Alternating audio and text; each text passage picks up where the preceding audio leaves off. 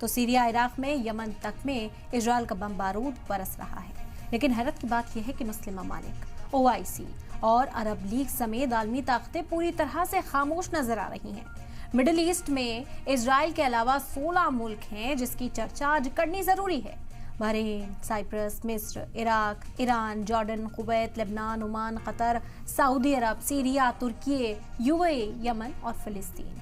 इसके बावजूद इजरायल जिसे चाहता है निशाना बना लेता है। आखिर ऐसा क्यों है?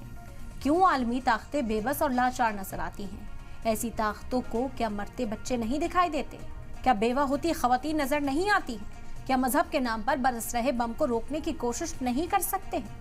बड़ी बहस में इन्हीं सवालों का जवाब तलाशने की कोशिश करेंगे। हमारे खास मेहमान कुछ ही देर में हमारे साथ होंगे, उनसे ये सवाल जानेंगे, उनसे इसके जवाब हासिल करेंगे कि आखिर इजराइल जिसे चाहें लगातार निशाना बनाता जा रहा है। इजराइल ने साफ तौर पर वार्निंग जारी की है कि मिडिल ईस्ट के जो ममालिक हैं कहीं पर भी हमला हो सकता है। ईरान ने जो हमला किया उसके रिटेलिएशन की कार्रवाई 4 गुनी ज्यादा होगी और तबाही जो है, कशीदगी जो है पूरे मिडिल ईस्ट में कहीं पर भी देखी जा सकती है। और इसी वजह से सवाल उठ रहा है कि आखिर मिडिल ईस्ट की जो कंट्रीज हैं उनका मौक़िफ़ क्या रहने वाला है? क्या इसी तरह की खामोशी अख्तियार करते रहेंगे? लगातार इजराइल का ऑपरेशन चलता रहेगा। गाजा में तबाही देखी, रफा में तबाही देखी, लेबनान में अब ग्राउंड ऑपरेशन चल रहा है। इसके बाद आखिर अगला टारगेट इजराइल का क्या होगा?